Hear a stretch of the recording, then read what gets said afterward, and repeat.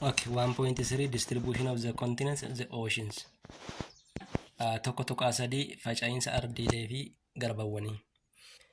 The surface area of the earth is estimated to be 510 million 72 kilometer square.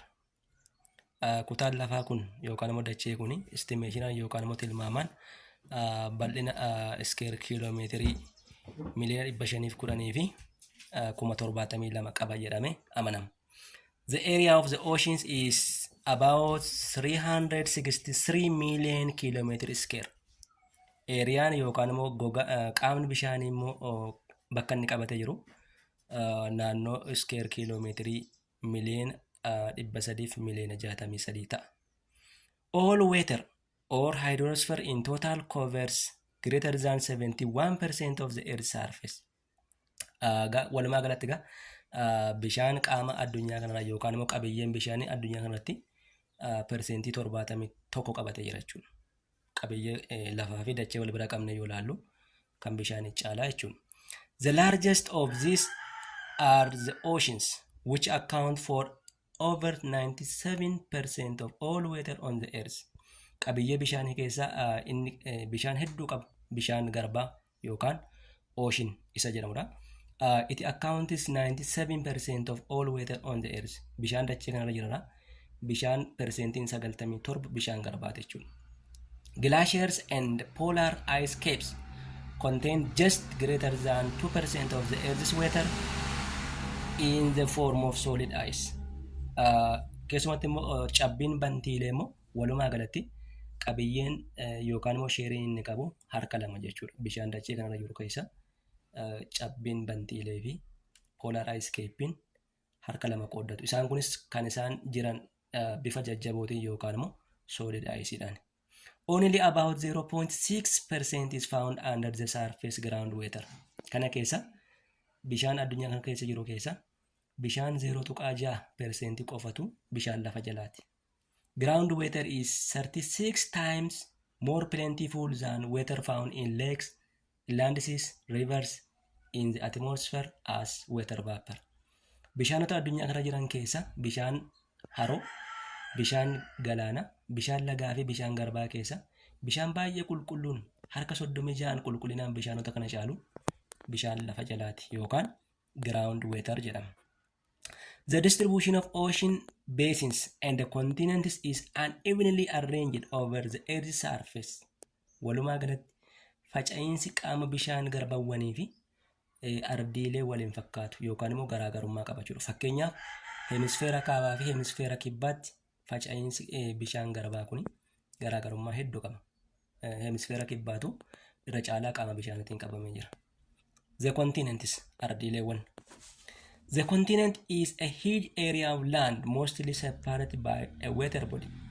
Kontinentii yookaan immoo ardii jechuun kutaa bal'aa lafaa ta'e yeroo baay'ee qaama bishaanii guddaatiin kan adda qoodamu. Bishaan galaanaatiin yookaan bishaan garbaatiin ardiin tokko ardii biraarraa kan ittiin addaan qoodamu ardii yookaan immoo continent jenna. There are 7 known continents on the surface of the earth today. Yeroo har'aa kana ardiileewwan gurguddaa 7tu qaama dacheerra jiru. These are isaan kunis Asia, Africa, North America, South America, Antarctica, Europe and Australia. Ardiileen kunis maqaadhaan Asia, Africa, North America, South America, Antarctica, Awurooppaa fi Austraaliyaa jedhamu. Asia is the largest continent in the world. Ardiilee kana tokko yoo ilaalle Asiaan ardii guddicha addunyaa kanaa jedhamee beekama. It lays in eastern hemisphere covering 1/3 of the total land area of the earth. Kan inni argamu hemisfeera bahaa keessatti ta'e lafa addunyaa kanaa keessaa 1/3 kan qabatee jiru ardii Asiyaati. It is crossed by the Tropic of Cancer and separated by the Ural Mountains from Europe. Ardiin kun ardii sarara Tropic of Cancer or Tropic of Cancer jechuun dagalee digirii 23 walakkaa kaaba jechuudha. Mudhii lafaarraa gara kaabaatti dagalee digirii 23 walakkaadhaan Tropic of Cancer jennee waamna. Ardiin kun ardii sarara Tropic of Canceridhaan qaxxaamurudha. Akkuma kana ardiin kun ardii Awurooppaa irraa gaara Yuuraal jedhamutu ardii Awurooppaa fi ardii Eeshiyaa addaan hira. It is part of Russia and crossed by Arctic Circle at its northern margin. Ardiin kun jalqaba irratti silaa Paanjiyaan bakka gurguddaa lamatti cabeera jenne. Russia and Laaruweeshaa fi Goondiwaanaa jenne. Russiaan kun isa ardii Awurooppaa fi Eeshiyaa bakka tokkotti jennedha. Kanaaf it is part of Russia and crossed by Arctic Circle in its northern margin. Gara sarkilii isaa kaabaatti ardiin Eeshiyaa kun Arctic Circleedhaan kutama. It is bounded by weather bodies on 3 sides. Ardiin kun kallattii sadiin qaama bishaaniin marfamee jira. Those Pacific, Indian and the Mediterranean Sea. Asia has 48 countries and accommodates 2/3 of the world population. Asiaan kun ardiiwwan jiran hundumaa keessaa ardii baay'ina biyyoota 48 qabduu fi ardii uummata addunyaa 2/3 qabdu. Or around 60% of the world population lives in Asia. Ardiin guddaan ardiin baay'ina uummata guddaa qabus ardii makanaa jechuudha. It contains unique area. Ardiin Eeshiyaa kun naannolee adda ta'an qaba. Kan naannoo biraarraa adda isa godhu. For example, highest mountains, Himalayas. Gaareewwan wal qabatoo yookaan immoo gaareewwan guddaa Himalayas kanneen jedhaman jiru. Deepest depressions, Dead Sea. Bakka baay'ee gadi dhooqaa guddaa addunyaa kan ta'e sitti argama. Dead Sea. Driest desert, Lut desert. Gammoojjii gogaa yookaan barahaa gogaa Lut desert. Highest precipitation, Assam. Naannoo baay'ee rooba guddaa argatu, Assam. Long tradition of civilization, Mesopotamia. Naannoon akkuma kana ardiin Eeshiyaa kun ardii biraarraa kan itti dhaabatamu qarooma durii kan yeroo dheeraaf ture Mesopotamiyaa kan jedhamu asitti argama. The second continent is Africa. Africa is the second largest continent in the world next to Asia. Ardiin Afrikaa kun immoo ardiilee addunyaa irra jiran 7 keessa ardii Eeshiyaatti aanee bal'ina lafaatiin sadarkaa lammaffaarratti argama. The equator divides Africa into 2 parts, but the largest part of the continent is found north of the equator. Ardiin Afrikaa kun ardii mudhii lafaatiin qaxxaamurudha. Mudhiin lafaa kun ardii Afrikaa kana bakka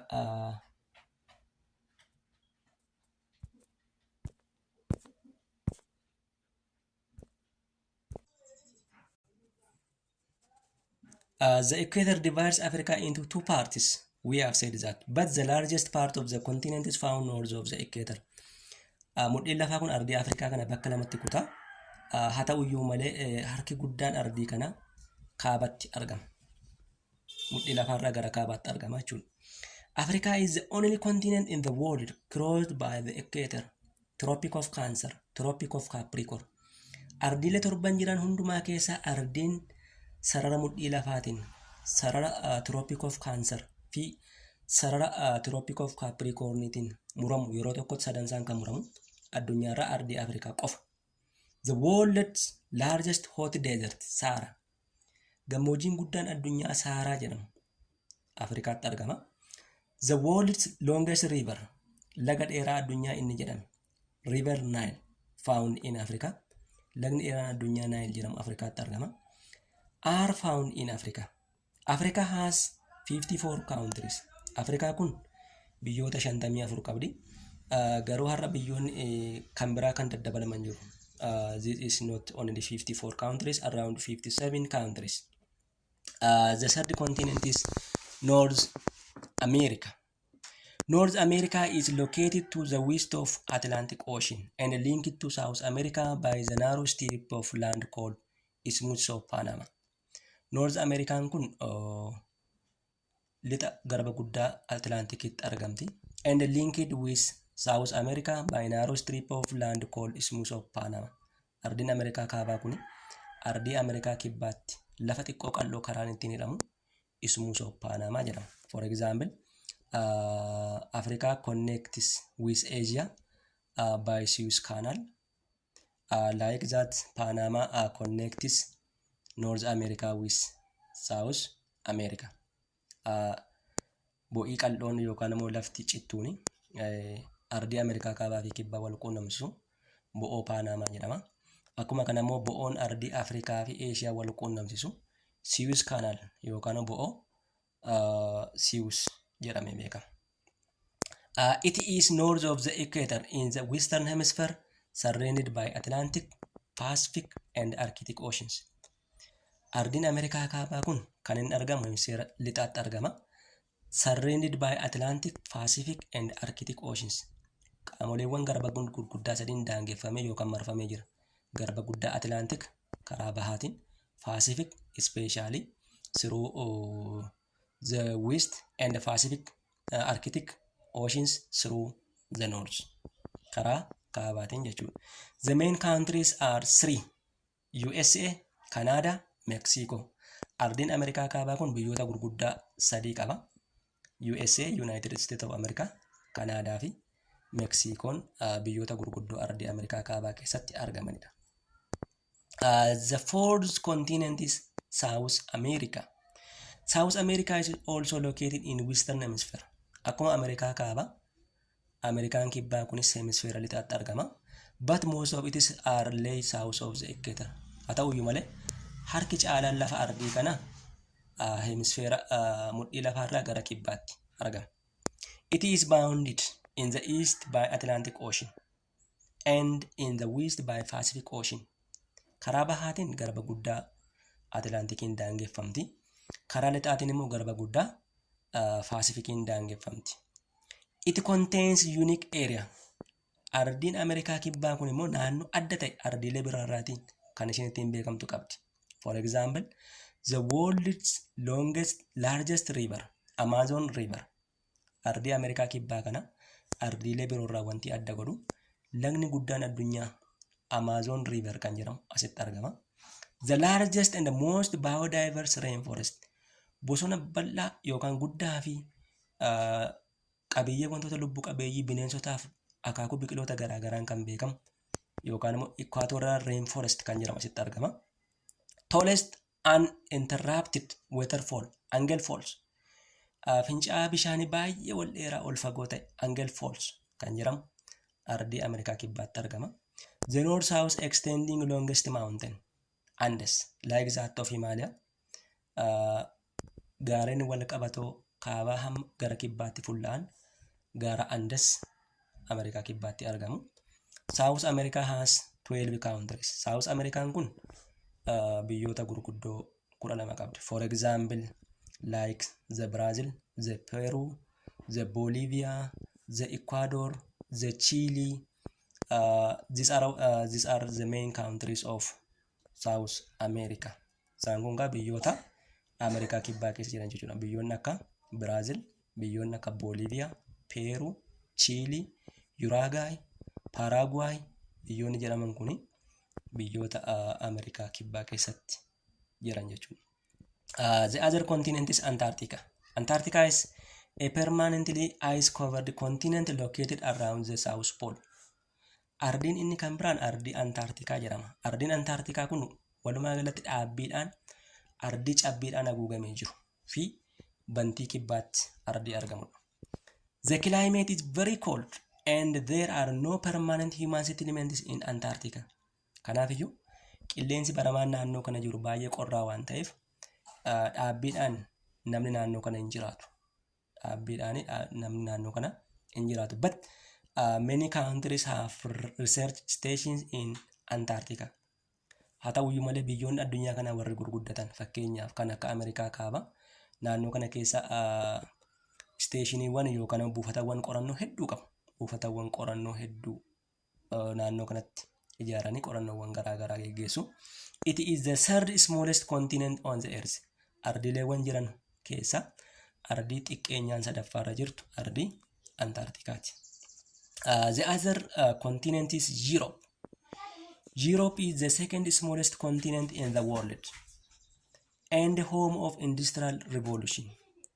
Ardiin Awurooppaa kun ardii xiqqoo addunyaa jedhamtee beekamti. Home of industrial revolution. Yeroo jalqabaaf warraaqsi warshaalee kan jalqabe ardii kanatti jechuudha. warraaqsi warshaalee kan inni jalqabe ardii Awurooppaatira. Europe as the other continent is Europe. Europe is the second smallest continent in the world and home of industrial revolution. Ardii xiqqoo lammaffaa addunyaa kanaa kan jedhamte kan beekamtu ardii Awurooppaati. Home of industrial revolution. Ardiin kun ardiilee biroorraa kan isheen itti adda taatu ardii warraaqsi warshaalee yeroo jalqabaaf itti jalqabe ardii Awurooppaati. For example, warraaqsi warshaalee addunyaa kanarratti bara 1750 yookaan immoo walakkeessa jaarraa 18ffaa biyya Ingiliziitti jalqabe. Kanaafiyyuu Europe is the home of industrial revolution kan jedhamtuuf kanaaf. And Europe has around 44 countries. Europe yookaan immoo ardiin Awurooppaa kun biyyoota gurguddoo naannoo 44 qabdi. For example, to call some of this Europe continent, for example, England, France, Germany, Spain, Portugal, Slovenia, Serbia, biyyoonni kana jedhaman biyyoota ardii Awurooppaa keessatti bal'inaan jiranidha.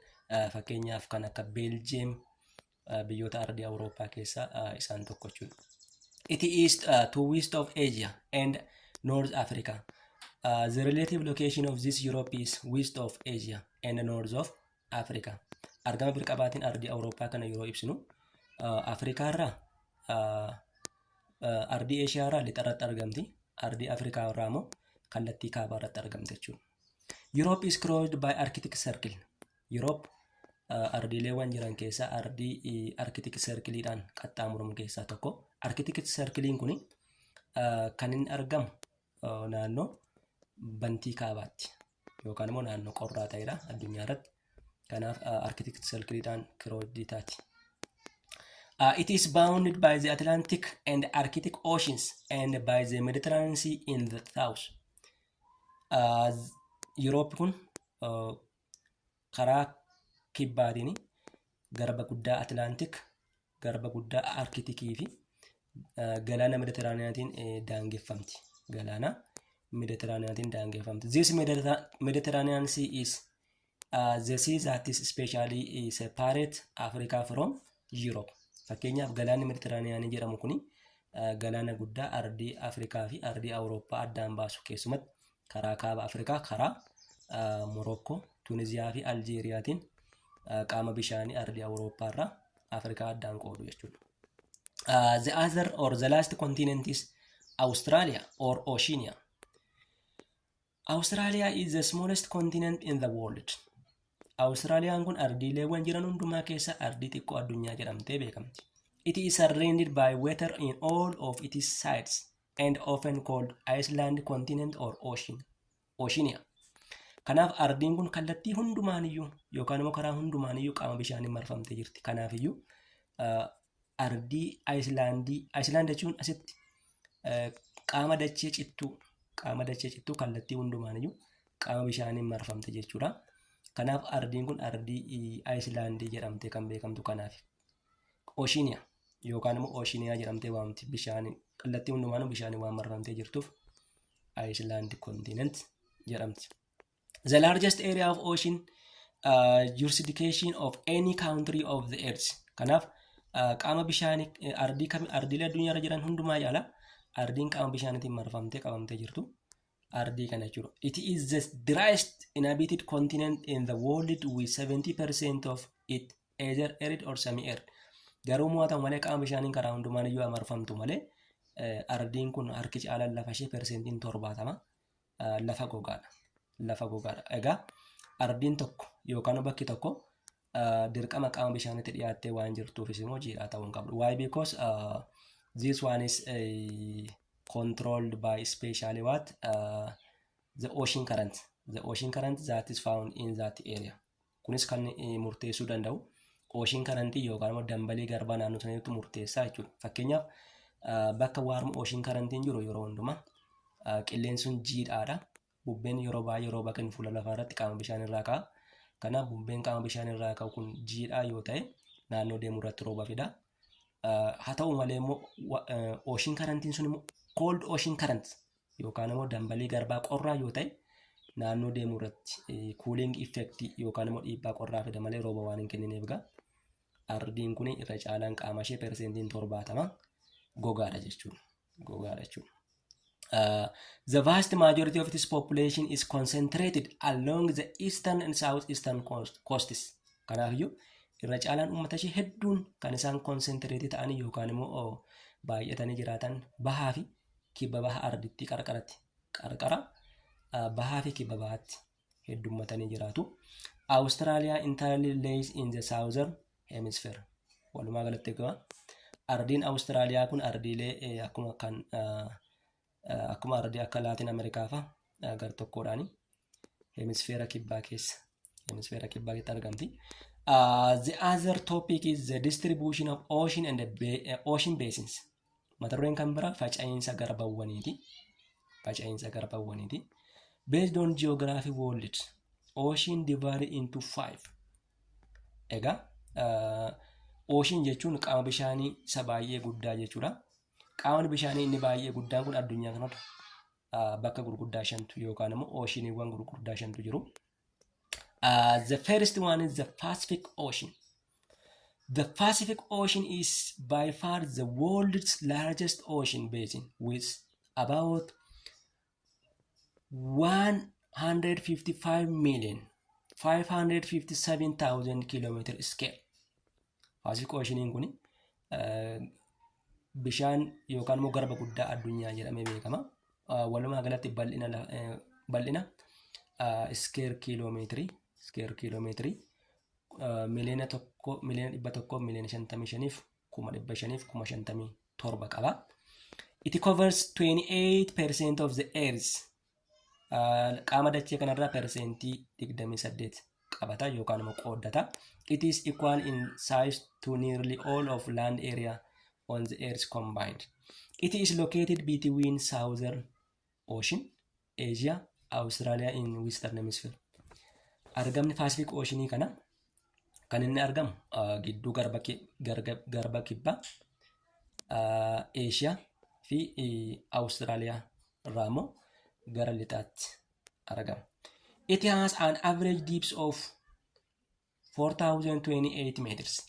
Walumaa galatti giddu galeessaan gadi fageenya meetira 4,028 qaba.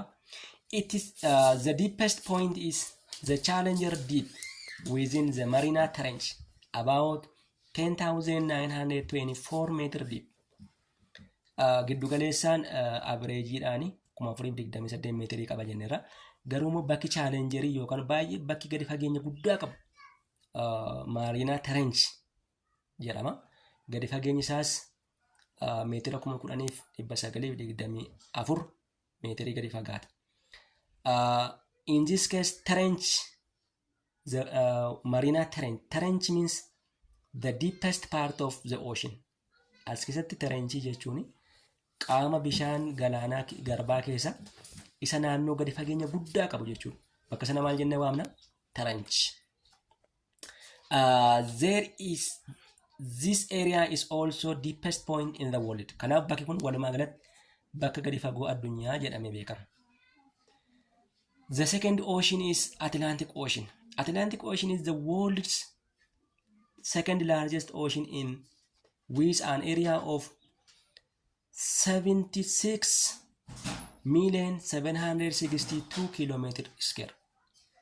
Garbi guddaa Atlantic jedhamu kun garba guddinaa sadarkaa lammaffaarra jirudha.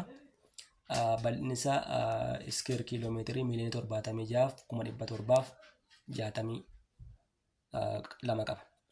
It is located between Africa, Europe, and the Southern Ocean in the Western Hemisphere. Kan inni argamu gidduu Afrikaa, Awurooppaa fi Southern Ocean yookaan immoo garba kibbaarraa hemisfeera lixaa keessatti. It contains the majority of the Earth's shallow seas. Kun walumaa galatti fuula lafaarratti shallow seas yookaan immoo galaanawwan kanneen gadi fageenya guddaa kan hin qabne hedduu of keessaa qaba. But relatively few islands. Haa ta'uyyuu malee Icelandiiwwan yookaan immoo qaama dachee cittuu bishaaniin marfamte hedduu of keessaa qabu. Qaama dachee cittuu kan bishaaniin marfamte hedduu of keessaa qabu. The shallow seas found in the Atlantic Ocean basin are the Baltic Sea, the Black Sea, the Caribbean Sea, Gulf of Mexico, North Sea, Mediterranean Sea, the North Sea. These are the seas, shallow seas. Isaan kun walumaa galatti galaanawwan gadi fageenya guddaa kan hin qabne garba guddaa Atlaantikii keessatti warreen argaman. Fakkeenyaaf Baltic Sea yookaan immoo galaana Baltic, galaana Gurraacha, galaana Karibiyaanii, galaana Gulf of Mexico yookaan immoo galoo galaana Mexico, galaana Kaabaa fi galaana Mediterraaniyaanii warreen jennu kuni galaanota kanneen gadi fageenya guddaa hin qabne garba guddaa Atlaantikii keessatti warra argaman jechuudha. The average depth of the Atlantic Ocean is 3,926 meters. The deepest point is Puerto Rico Trench, which is around 8,605 meters deep. Kana keessa kutaa qaama garba guddaa Atlaantikii kana keessatti naannoon gadi fageenya guddaa qabu Puerto Rico Trench jedhama. Gadi fageenyi isaas naannoo meetira 8,605 meetirii gadi fagaata. Many streams and rivers discharge their water into the Atlantic Ocean. Addunyaa kanarratti lageewwan hedduun isaanii bishaan isaanii yookaan immoo yaa'insa isaanii kan xumuran asitti. This basin also drains some of the world's largest rivers, including Amazon, Mississippi, Lawrence and the Congo. Fakkeenyaaf lageewwan gurguddaa addunyaa kana Amazon laga guddaa addunyaa tanirra, Mississippi lagni kun laga North America keessaa ka'udha. City Lawrence and the Congo, the biggest river of Africa, they discharge their annual water to what? The Atlantic Ocean. Kanaaf lageewwan kun lageewwan gurguddaa addunyaati. Bishaan isaanii kan isaan yaa'insa xumuranii garba guddaa Atlantikii kanatti jechuudha. So the Atlantic Ocean is important to the world's weather because strong Atlantic hurricanes often develop off the coast of Cape Verde, Africa, and move toward the Caribbean Sea from August to November. Daqiiqaa itti dabalee moo kanumaan waraabaa? Injiru